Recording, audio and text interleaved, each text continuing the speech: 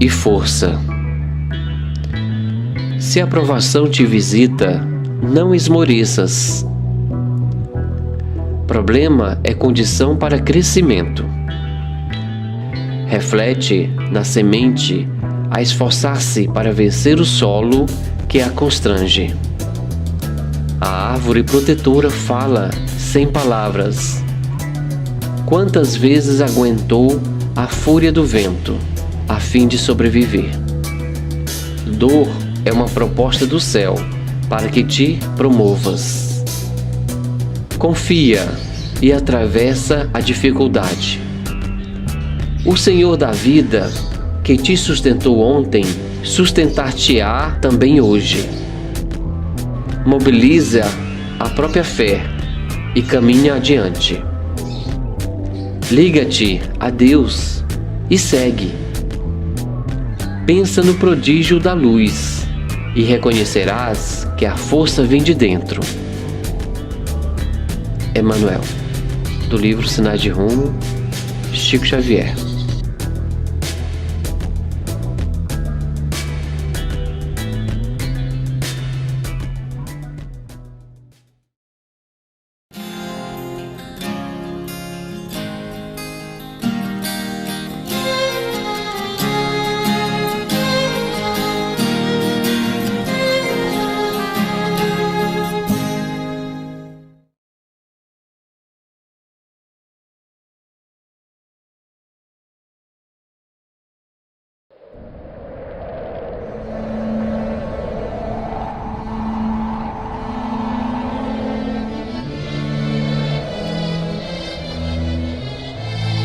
Na solidão do deserto espantante,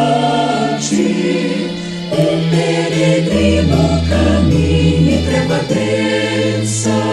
É Paulo em pranto, a luz da nova crença. Seus olhos tristes desvão, sem o véu, em vão procura a luz do céu. Ante a visão da estrada deserta, seu coração se inflamou de novo alento. Segue o caminho orando, rumo a Damasco em busca de abrigo, e com ternura esperando, vem ao seu encontro, amigo, um doce afago de amor e perdão, de Ananias iluminada. Bem-vindo és, meu irmão, aqui estou, em nome de Jesus, e meus olhos brilha a luz. O peregrino começa a chorar, luz dos teus olhos brilha, e Ananias soluça com imenso amor, orando, louvado sejas, ó Senhor, louvado sejas, ó Senhor.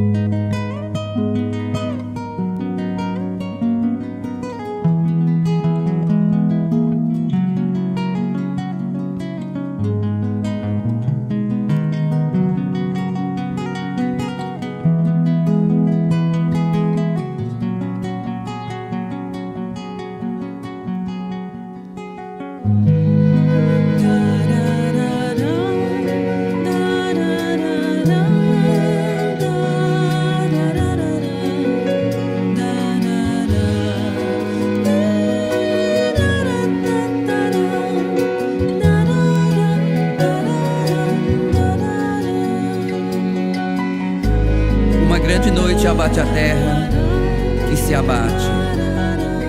Treva imensa, não sem estrelas. Passados milênios, um abrasamento tisna o horizonte, clareando esperança.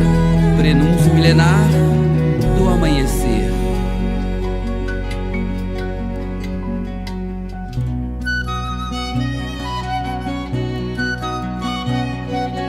Bem-vinda, aurora. A terra sofreu noites convulsivas, verteu lágrimas, rangeu dentes, majestou-se, majestou-se. No parto regenerativo deu-se a luz na remissão. Bem-vinda, aurora. O lobo pasta junto ao cordeiro. Crianças brincam com a serpente e os anjos andariam com os homens que volitam no amor da promissão. Bem-vinda, alvorada, arder fazendo verbo bom, entre florindo olhar. A aliança, homem-deus, já não é só arco-íris, é comunhão. Bem-vindo dia, bem-vinda luz, bem-vindo dia, bem-vinda luz,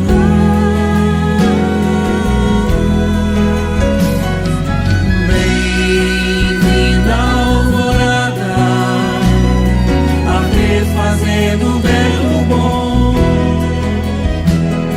entre florindo olhar.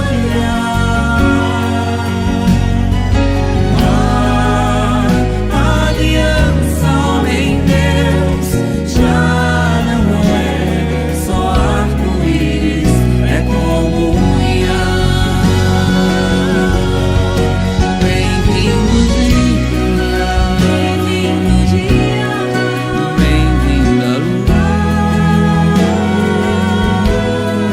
bem-vindo dia, bem-vinda luz, bem-vinda aurora, bem-vinda luz, bem-vinda alvorada, bem-vinda luz, bem-vindo dia, bem-vinda luz, bem-vindo dia.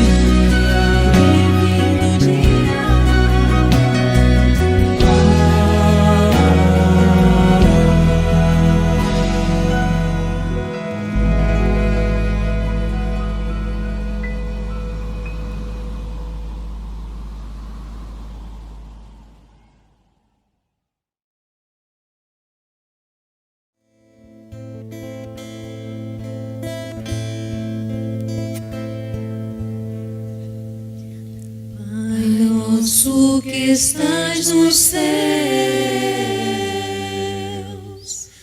ouve nossas orações.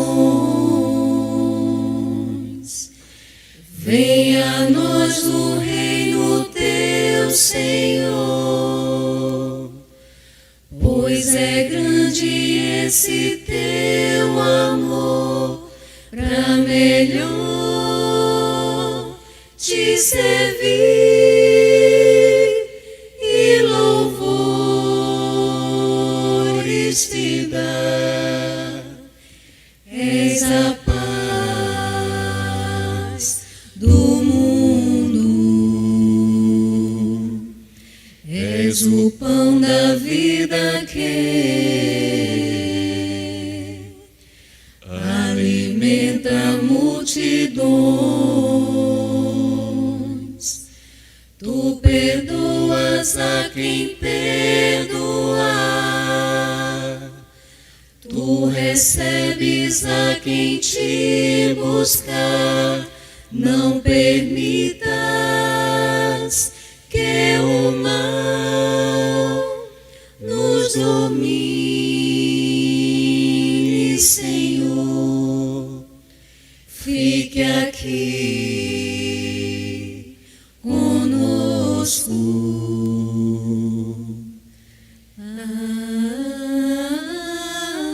Pai nosso que estais no céu, santificado seja o vosso nome.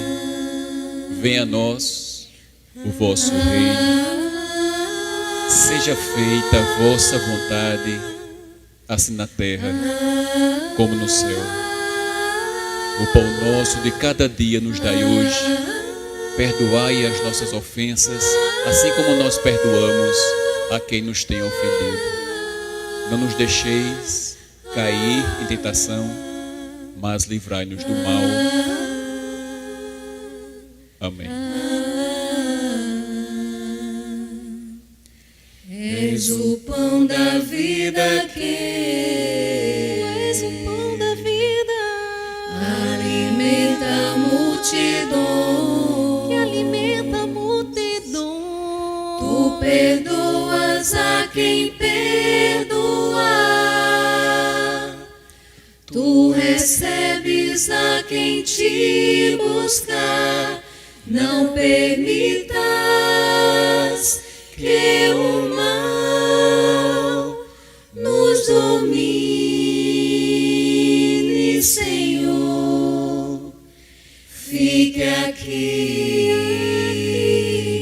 conosco. Fique aqui conosco. Que assim seja. Muito obrigada.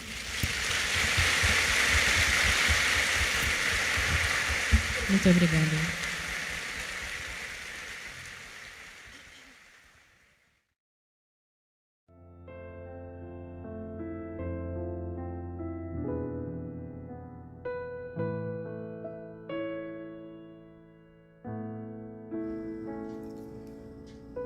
Do livro Pão Nosso, Francisco Cândido Xavier, Emmanuel. Título da lição: Sentimentos Fraternos. Quando, porém, a caridade fraternal não necessitais de que vos escreva, visto que vós mesmos estáis instruídos por Deus que vos ameis uns aos outros. Está em Paulo, 1 Tessalonicenses, capítulo 4, versículo 9. Forte contrassenso que desorganiza a contribuição humana no divino edifício do cristianismo é o impulso sectário que atormenta enormes fileiras de seus seguidores. Mais reflexão, mais ouvidos aos ensinamentos de Jesus, e essas batalhas injustificáveis estariam para sempre apagadas.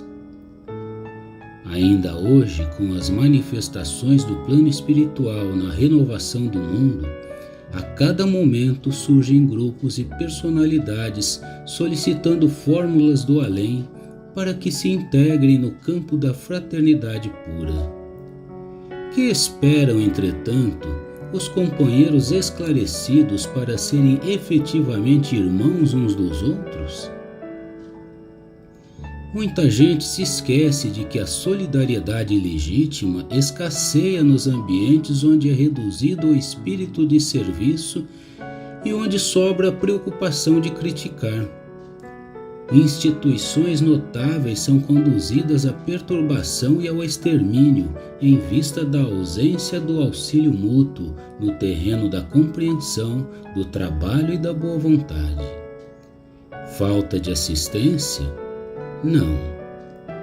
Toda obra honesta e generosa repercute nos planos mais altos, conquistando cooperadores abnegados. Quando se verifique a invasão da desarmonia nos institutos do bem, que os agentes humanos acusem a si mesmos pelas defecções nos compromissos assumidos ou pela indiferença ao ato de servir. E que ninguém peça ao céu determinadas receitas de fraternidade, porque a fórmula sagrada e imutável permanece conosco no amai-vos uns aos outros.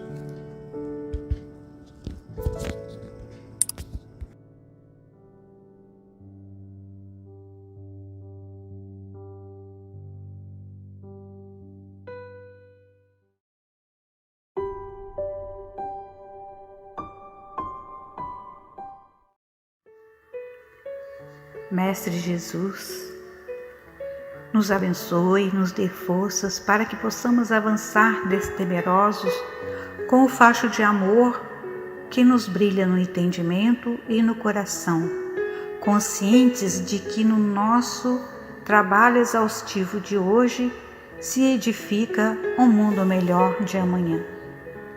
Que possamos, Senhor, dignificar o estudo, submetendo-nos ao trabalho, aprendendo a obedecer para sabermos dirigir, carregando valorosamente o fardo de nossas responsabilidades preciosas e marchando adiante, auxiliando e esclarecendo, abençoando e construindo.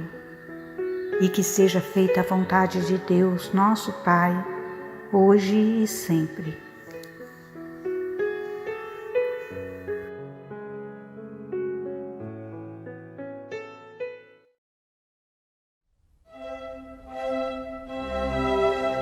Estudando o Livro dos Espíritos com Allan Kardec.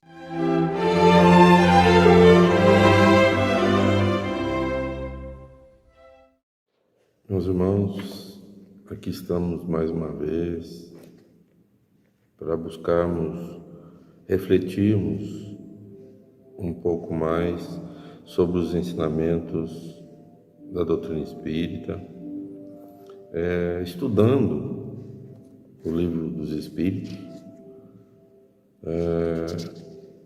que hoje o tema, a questão que nós vamos abordar é a questão 116, que está no livro 2º, que fala, em seu capítulo 1, dos espíritos, do mundo espiritual. E o subtema que nós vamos abordar é a progressão dos espíritos. Então, a gente vem estudando, como é a vida espiritual e como se dá essa progressão dos espíritos. Nós sabemos que é um princípio básico da doutrina espírita a evolução dos seres. Nós fomos criados por Deus simples e ignorantes. E, à medida que a nossa evolução, a nossa vida surge, a partir de então, com as experiências que vamos adquirindo e trocando, nós vamos evoluindo, saindo da condição de espíritos ignorantes, simples, como fomos criados, mas providos de inteligência, de capacidade para crescer e desenvolver, nós fomos evoluindo. Então, e a troca de experiências entre nós propicia o ambiente para que essa evolução aconteça. Claro que essa evolução, ela não acontece de uma forma rápida. Toda evolução, né, ela se dá através da aquisição de conhecimentos, de valores, que a gente não adquire, não absorve de uma hora para outra. Isso vem de uma forma natural, como fruto da nossa busca para compreender a vida, compreender as leis de Deus, as leis naturais. E esse processo inicia-se a partir da criação que Deus nos criou. A questão que hoje é proposta para nós, a questão 116, a pergunta que Kardec fez aos espíritos foi a seguinte: há espíritos que permanecerão perpetuamente nos níveis inferiores? Seria como se perguntasse assim: existem espíritos que não vão evoluir? Vão continuar para a eternidade na condição primitiva da criação? Essa é a pergunta. Aí eu venho convidar a todos a pensar naquele ensinamento de Jesus: nenhuma ovelha se desgarrará do rebanho de meu Pai. Uma alegoria, como sempre, Jesus, na sua sabedoria, ele faz uma alegoria, mas traz um ensinamento profundo que vem ao encontro, né, da resposta dessa questão. Agora, quando Jesus diz que nenhuma ovelha se desgarrará do rebanho de meu Pai, Jesus está dizendo que todos nós estaremos, as ovelhas representam a humanidade, então todos nós estaremos sob o olhar do Criador, do Pai.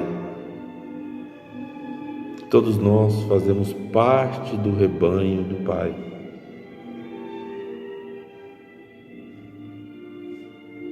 Ora, se a gente sabe que o Pai é a justiça suprema, é o amor por excelência, é a bondade, por que Ele permitiria que uns evoluíssem, conseguissem a angelitude e outros não, permaneceriam nas trevas da ignorância? Onde estaria a justiça do Criador? E nessa parábola, nesse ensinamento de Jesus, nossa passagem, né, em que Jesus fala que todos nós estamos ali amparados pelo amor do Criador, a gente compreende, fica evidenciado de que todos nós participaremos do processo de evolução e de crescimento, porque isso é a justiça de Deus. Não seria justo ele deixar alguns eternamente na ignorância e permitindo que outros conquistassem a angelitude. Todos nós podemos conquistar esses valores que nos tornam seres melhores e propiciam a nossa evolução. Todos, indistintamente. E se a gente vê a resposta que os Espíritos deram, é nesse sentido. Deus é amor, Deus é justiça. E não seria justo ele deixar uns na ignorância e outros usufruírem da felicidade nos mundos superiores.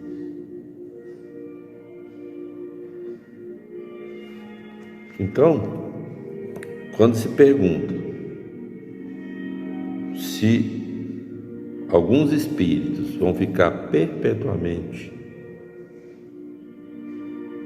nos mundos inferiores, na ignorância, a resposta, depois de tudo que a gente raciocinou aqui, é evidente que não. Nenhum espírito vai ficar eternamente na ignorância.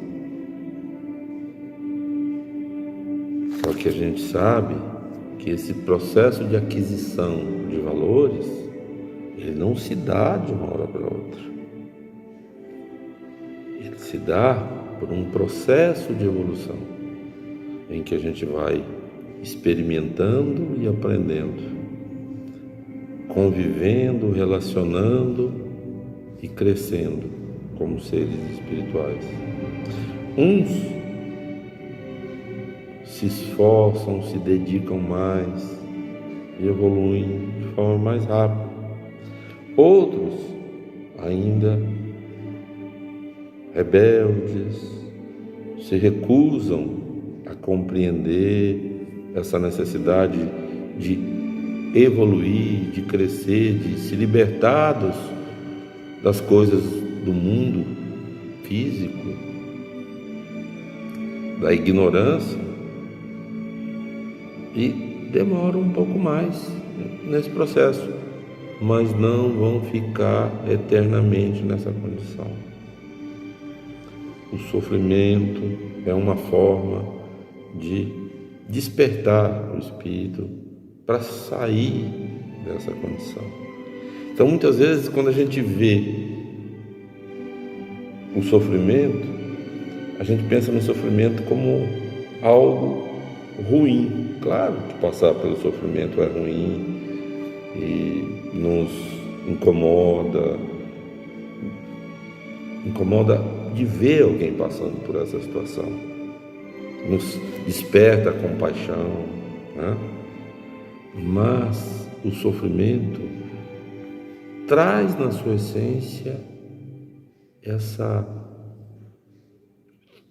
provocação para que o espírito saia daquela condição e evolua e cresça.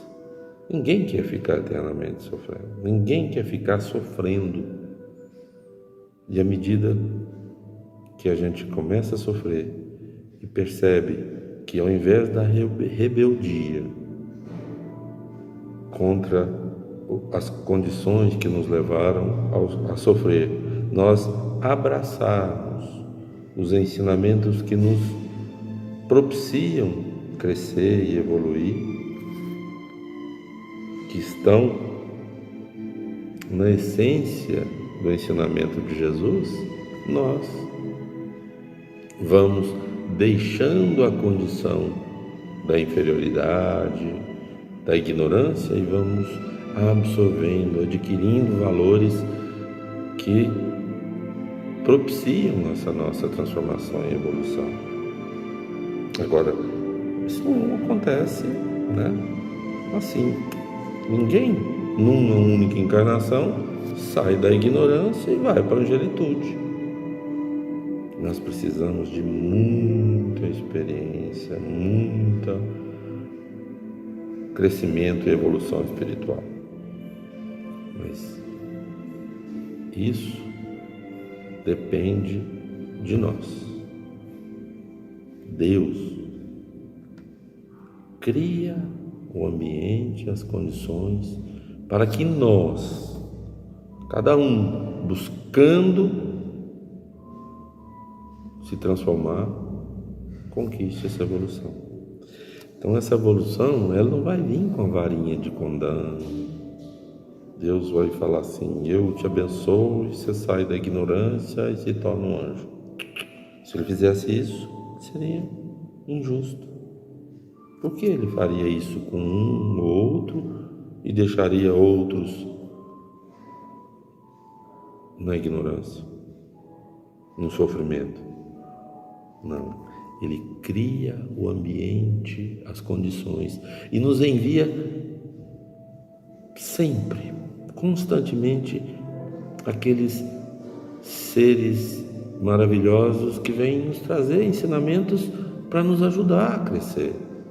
Os profetas que antecederam Moisés, né, vieram, Isaías, Moisés, depois Jesus, Chico, Gandhi, são exemplos de que Deus está sempre permitindo que esses seres venham para nos dar o roteiro e a diretriz da evolução. Mas quem constrói essa evolução somos nós. Quando eu vejo, quando eu ouço e tomo a decisão de me transformar. Então, quando essa pergunta foi feita aos espíritos, eles responderam assim: não. Então, a pergunta foi: há espíritos que permanecerão perpetuamente nos níveis inferiores? Não. Todos irão tornar-se perfeitos. Eles mudam, mas isso demora. Pois, como já dissemos, um Pai justo e misericordioso não pode banir eternamente seus filhos. Pretendereis que Deus, tão grande, bom e justo, fosse pior do que vós? Então os espíritos deixamos, gente, nós que somos ainda cheios de defeitos, imperfeições, nós amparamos os nossos filhos sempre, procuramos criar, né, as condições para os nossos filhos crescerem, estudarem, aprenderem, evoluir. Nós fazemos isso. E Deus, que é a perfeição, é o amor, é a bondade, é a justiça suprema, né? Então, tenhamos certeza, ninguém ficará eternamente nas trevas da ignorância. Todos seremos espíritos de luz um dia. Mas para chegarmos lá, depende de cada um de nós. Que Jesus nos abençoe e ampare sempre. Acompanhe agora mais um tema doutrinário do Evangelho de Jesus.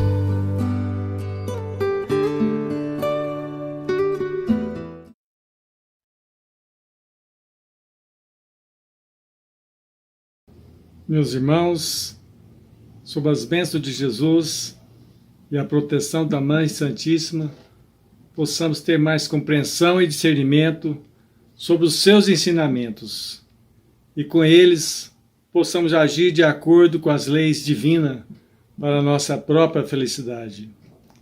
O nosso boa noite a todos os irmãos que nos ouvem e assistem pela web, todas as mídias.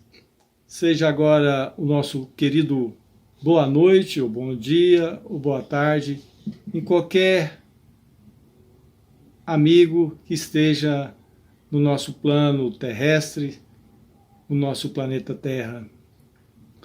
O nosso estudo desta noite é sobre o título do capítulo 17 do Evangelho segundo o Espiritismo. O título é Sede Perfeitos.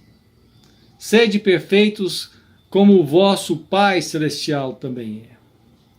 E a primeira indagação e reflexão que faríamos: onde poderíamos fazer e exercitar esta perfeição? Como, de que maneira podemos exercitar e praticar essa benéfica, benevolente tarefa de sermos perfeitos? E quando seria a última vez que teríamos essa grande missão de procurar essa perfeição aqui citada no Evangelho segundo o Espiritismo? A primeira resposta que daríamos: seria possível essa perfeição do nosso título do capítulo 17, Sede Perfeitos, como a perfeição absoluta de meu Pai? Jesus disse e fez o seguinte convite a todos: vinde a mim as criancinhas, pois delas é o reino de Deus.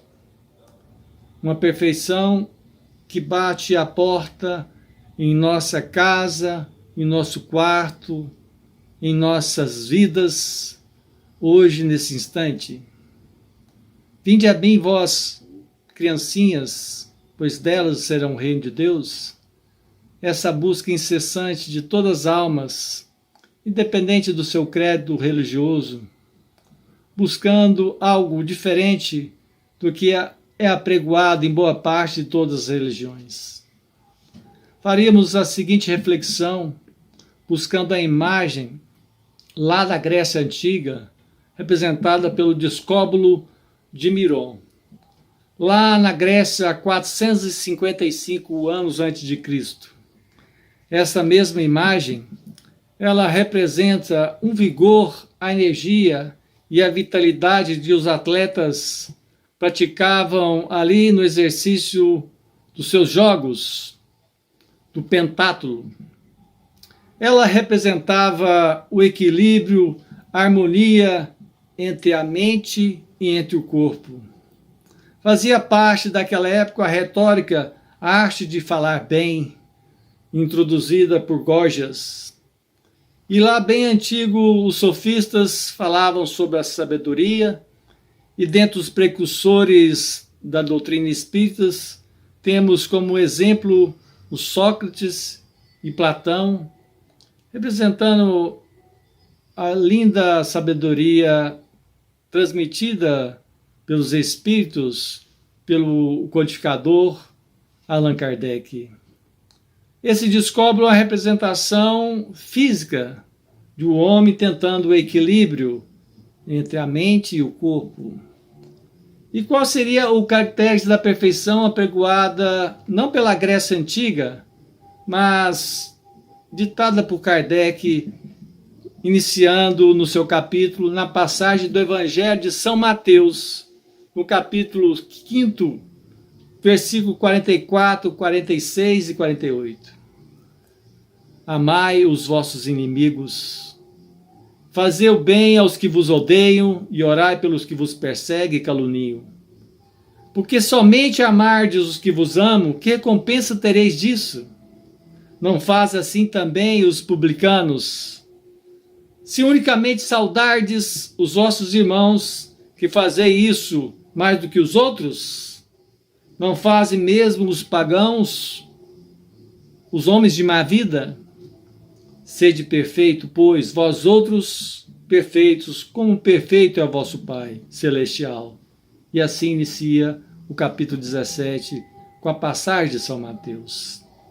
Queridos irmãos, essa perfeição, logicamente, jamais poderá ser feita pela perfeição do Criador, do grande arquiteto, Criador de todas as coisas, a inteligência suprema.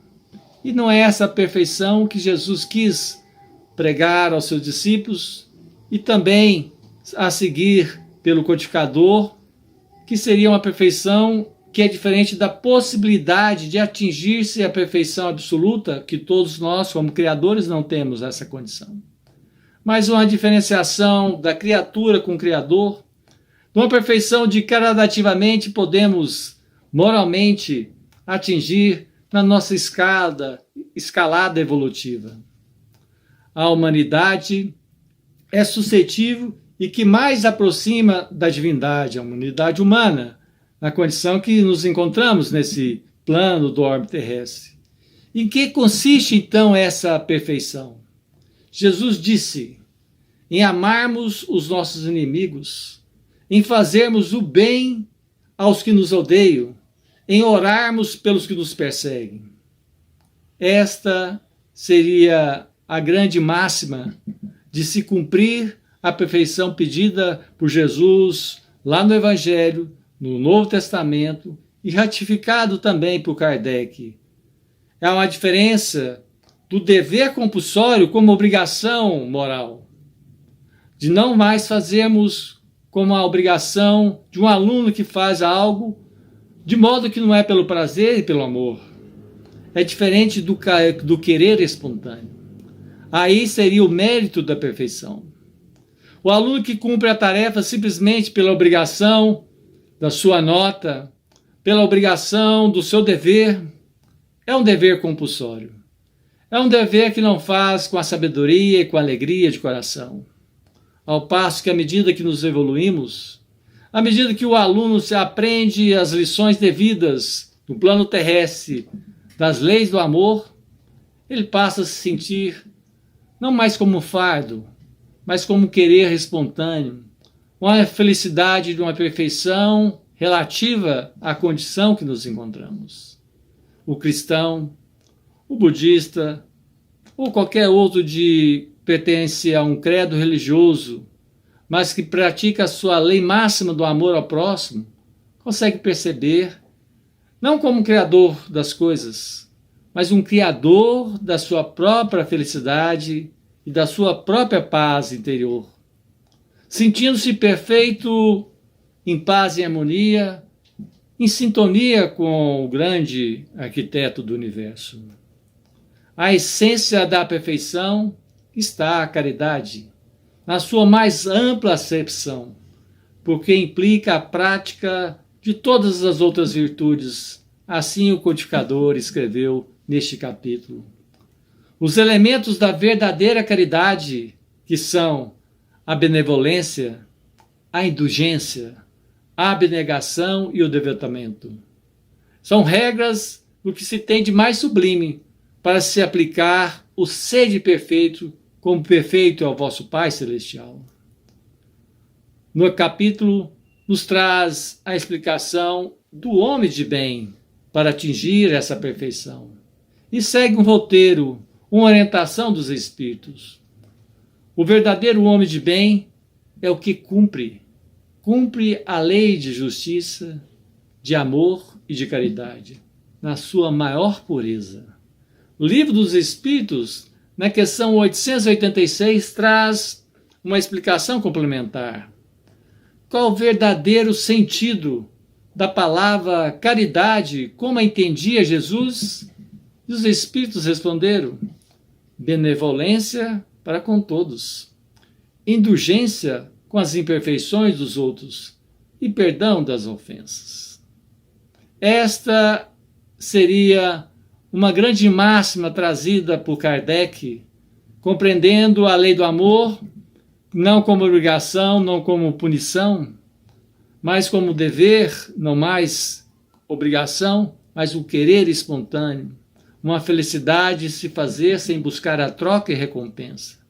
Não fazendo distinção de credo, de religião, de ideologia, de condição material, física, fisiológica, intelectual, cognitiva, mas que todos pudessem se sentir como no mesmo plano, numa mesma casa celestial, todos filhos de um mesmo Pai. Esse homem de bem, ele interroga a sua consciência sobre os seus próprios atos da vida, Assim mesmo perguntará se violou a lei de Deus e se não praticou o mal, se fez todo o bem que se podia e se desprezou voluntariamente alguma ocasião, a oportunidade de ser útil, se ninguém tem qualquer queixa dele. Enfim, se fez a outra pessoa, tudo o que se desejava que lhe fizessem. Esse seria um pequeno início de um roteiro de pensarmos como seguir como um homem de bem no planeta Terra, em qualquer plano que nos encontrarmos, aqui na retidade ou em qualquer outro plano dos mundos habitados do nosso Pai Celestial. Esse homem de bem é aquele que tem fé em Deus, no Criador, na sua bondade e benevolência, na sua justiça e na sua sabedoria. Sabe que sem a sua permissão nada acontece e se lhe submete à vontade em todas as coisas. Em momentos conturbados, de grandes conflitos do nosso plano terrestre, seria um primeiro grande ponto a observarmos.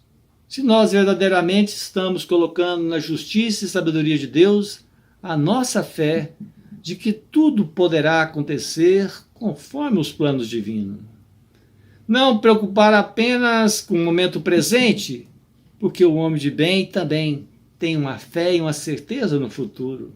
Razão porque coloca todos os bens espiritual celestes acima dos nossos bens materiais e temporais. Sabe que todas as vicissitudes, problemas do nosso plano, na vida, todas, sem exceção, todas as dores, todas as decepções, todas as lágrimas, ora são provas ou expiações, e eles aceitam sem se murmurar, sem se lamentar, como se sentisse injustiçado diante de tamanha dificuldade que nos encontramos. Ele não alimenta o ódio, nem o rancor, nem desejo de vingança. A exemplo de Jesus, perdoa e esquece as ofensas, e só os benefícios se lembra, por saber que perdoado lhe será conforme houver perdoado, como Francisco de Assis, em sua linda mensagem, em sua oração. Fazei-me, Senhor, instrumentos de sua paz.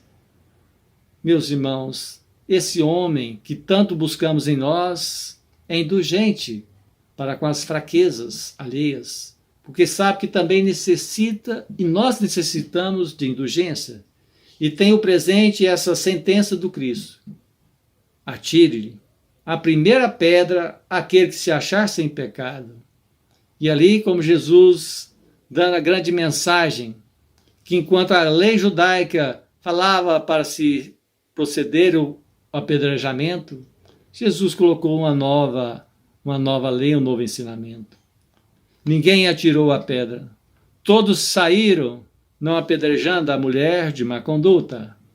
E nem mesmo, conforme relato dos evangelhos, Jesus fora capaz de atirar a pedra, mostrando a sua perfeição, como também benevolente.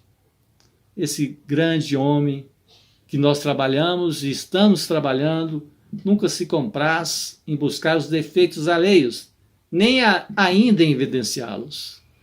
Não se preocupe em evidenciar os problemas e defeitos do mundo, sendo a palmatória e como se fosse o corretor de todos os erros materiais, sociais, econômicos, na figura de uma pessoa, ou a figura de um ente, ou a figura de um pai, ou a figura de uma pessoa responsável na hierarquia das escalas, das responsabilidades que cada um recebe no plano terrestre. Cada um segundo as suas obras, cada um segundo as suas obrigações, as suas missões, e um homem de bem não é acusador nem juiz da lei.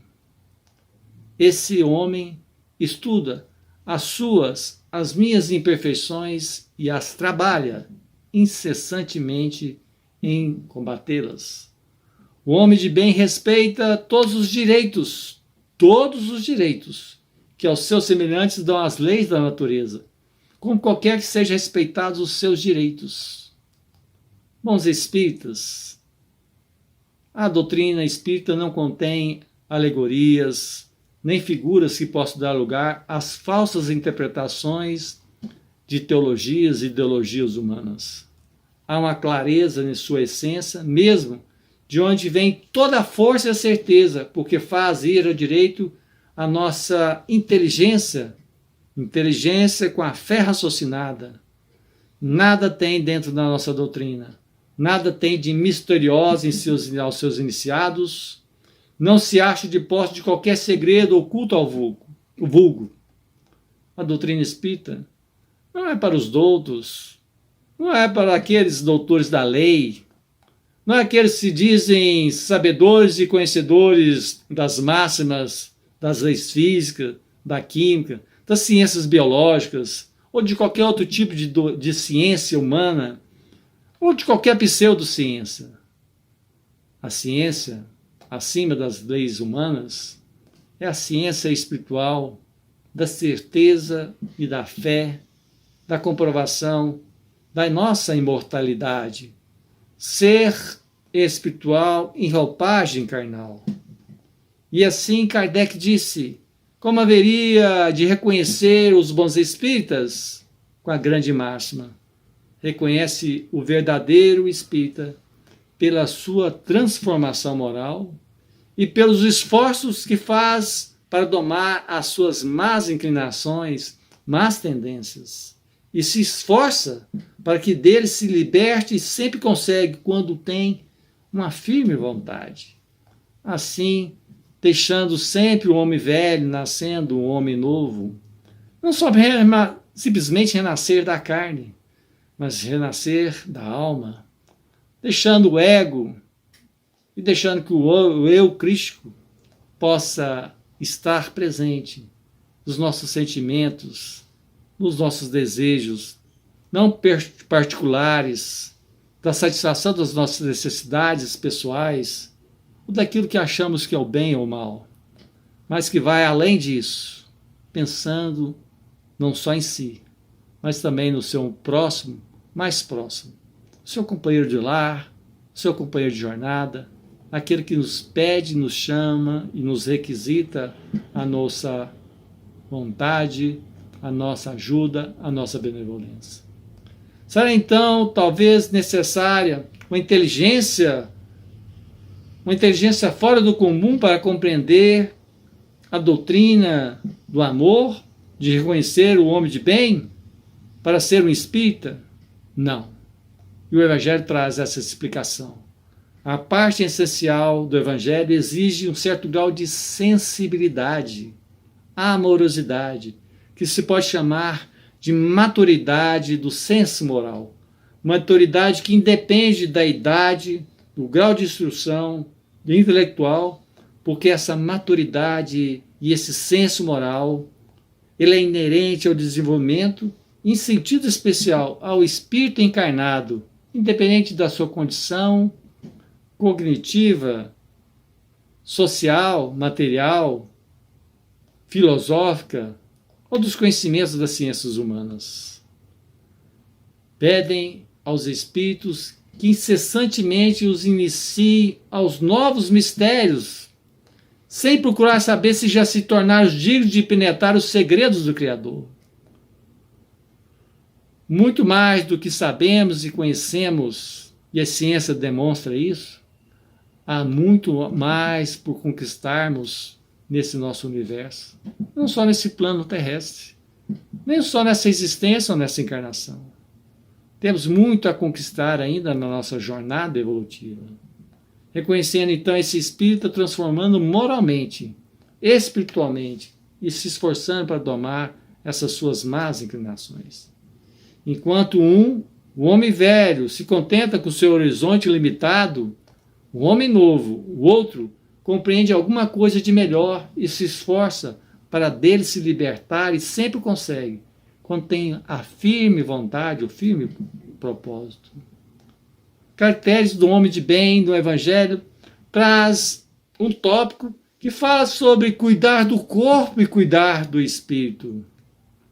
De que maneira traz essa bela explicação os espíritos? Como podemos cuidar, onde e quando devemos cuidar desse mesmo corpo, roupagem temporária. Queridos irmãos, a ciência atual já fala além da genética, ela diz sobre a epigenética. E ela tem a capacidade do organismo humano de ativar e desativar os genes para o remodelamento da cromatina de acordo com o estilo de vida de cada pessoa.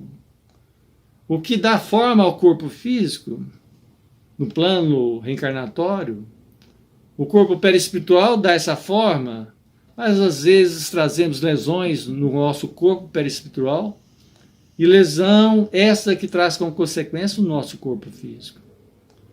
Muitas pessoas, talvez todos, gostariam e querem ser tratados como diamantes, mas nem todos querem ser lapidados. Nem todos querem trabalhar o seu espírito. Nem todos querem transformar moralmente e lutar com as suas más tendências e inclinações. Kardec, nessa passagem do corpo e do espírito, dando essa importância para as duas funções do nosso plano terrestre, fora discípulo de Pestalozzi, e lá se dizia como método intuitivo do conhecido para o novo, relação do mestre ao discípulo com base da afetividade. Ali trazia os ensinamentos de Pestalozzi, lá quando Kardec, sendo seu discípulo, o ensino da moral, da religião e da educação mista. Ali se trabalhava já, naquela época, a educação integral e a prática também dos exercícios físicos para o desenvolvimento intelectual e o desenvolvimento moral. O professor seria como jardineiro. No início falamos lá da Grécia, da preocupação lá na Grécia Antiga, do Discópio de Miron. Kardec lá na frente, depois de Sócrates e Platão, trazendo essa noção de um professor como jardineiro, e ali cortando alguns ramos, mas para que essa pétala possa demonstrar com toda a sua beleza, apesar dos espinhos, o aroma de sua flor, a beleza de suas pétalas, e atraindo para a polinização as pessoas, as almas, de maneira simbólica. Meus irmãos, há uma grande convocação e pedido desde o Tibete, um provérbio tibetano, dando confirmação do que está aqui no Evangelho. Cuidar do corpo e do espírito, poderíamos fazer de 3 maneiras. A primeira, que nós teríamos pensar de mover esse corpo como um instrumento da nossa jornada. Limpar um pouquinho das impurezas, não só físicas, fisiológicas, mas limpar também as impurezas de outro campo, um campo mental, sentimental e espiritual, libertando as nossas mentes, dos nossos pensamentos, aquilo que de fato nos traz sentimentos desagradáveis, e por fim sermos mais luz, mais alma, mais espírito, mais amor, mais essência de Cristo em nossas vidas. Não um homem que vive como os homens, mas um homem que sabe viver, homem encarnado, cumprindo as suas obrigações, mas buscando a sua perfeição, a escada de Jacó. Por fim, a grande e bela mensagem que consta também no nosso capítulo da parábola do semeador. O homem saiu a semear e deixou ali jogada, ao longo do seu trajeto, as sementes. Mas com o passar do tempo, vieram as aves e recolheram essas mesmas sementes. Um outro deixou as sementes ao longo do campo, e ali a terra foi jogada a semente, nasceu a primeira semente, mas era uma terra que não era adubada, não era preparada, e logo, com o sol, queimou essa mesma planta.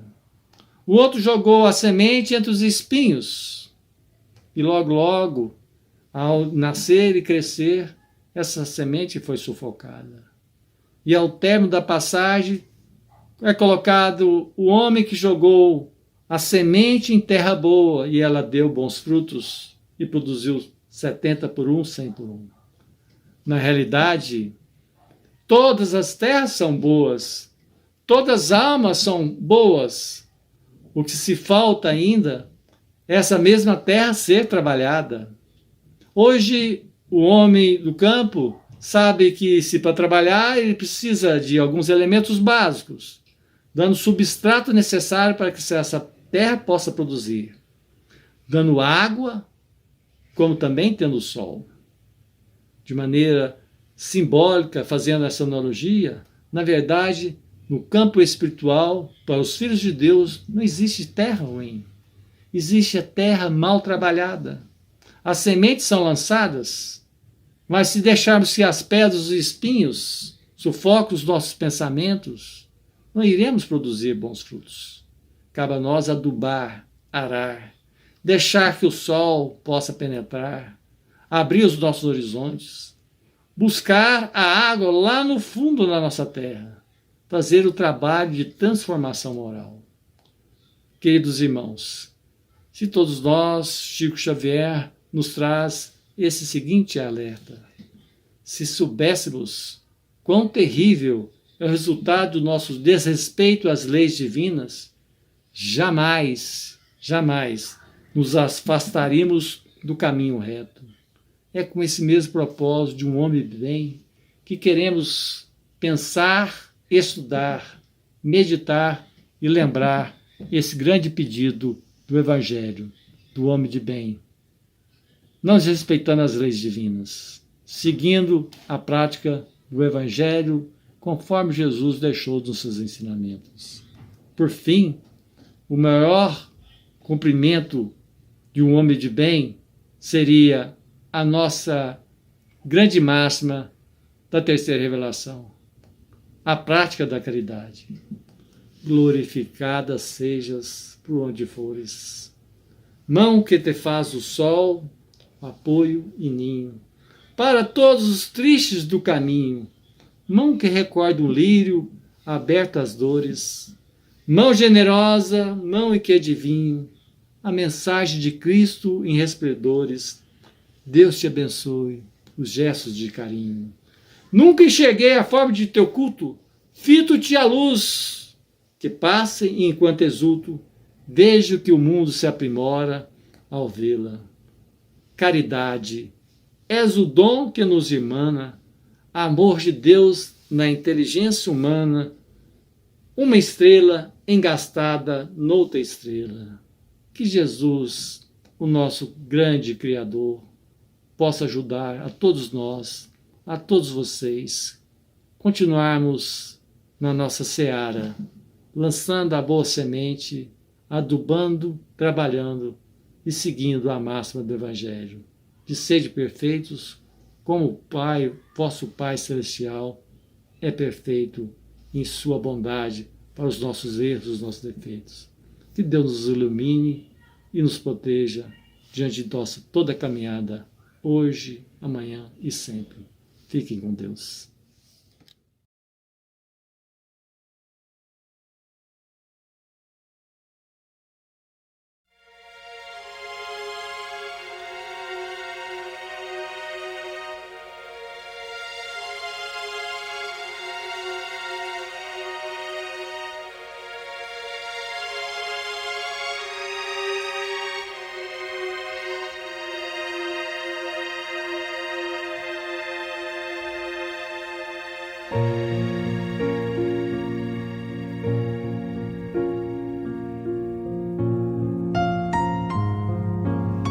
Queridos irmãos em Cristo, nesse momento de suave meditação, pedimos a presença de espíritos amigos para esse passe. Senhor de infinito poder e bondade, ajudai-nos a retirar da nossa mente todos os pensamentos negativos que se encontram alojados em nossa alma, fruto da nossa condição de ser imperfeito. Que ideias de vingança, pensamentos inferiores e egoístas sejam afastados da nossa mente. Que os desequilíbrios emocionais ansiedade, impaciência e estresse sejam corrigidos, visando uma nova harmonia do nosso ser.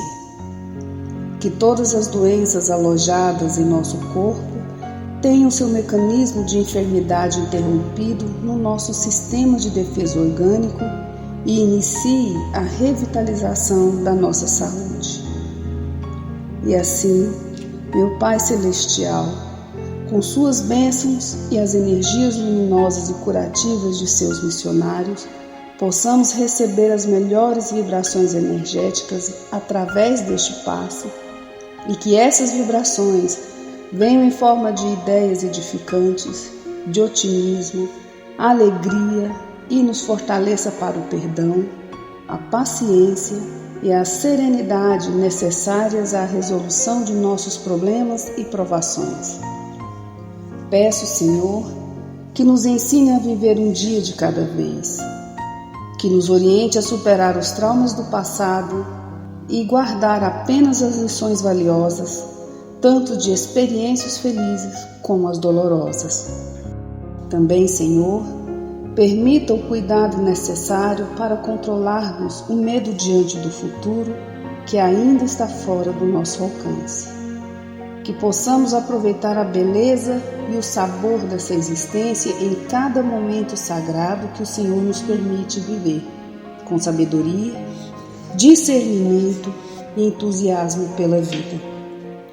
Que nessa jornada terrena possamos aprender a nos elevar espiritualmente um pouco a cada dia, sempre seguindo os conselhos do Cristo. E que o espírito de fraternidade, o amor de Deus ao próximo e a nós mesmos sejam a base do nosso comportamento e a prática da caridade e do perdão a nossa conduta diária. E dessa forma possamos ser merecedores das suas bênçãos, nos fortalecendo e curando nossas enfermidades por sua intercessão misericordiosa. Em nome de Jesus, agradecemos por tudo que recebemos até o dia de hoje, rogando mais uma vez a tua proteção, o teu amor e a tua paz.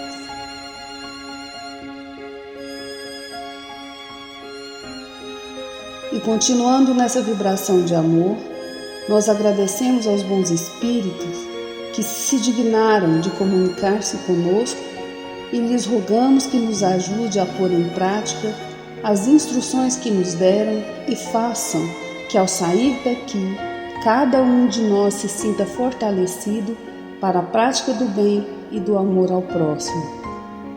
Também desejamos que as suas instruções aproveitem aos espíritos sofredores, ignorantes ou viciosos, que tenham participado da nossa reunião e para os quais imploramos a misericórdia de Deus. Que assim seja.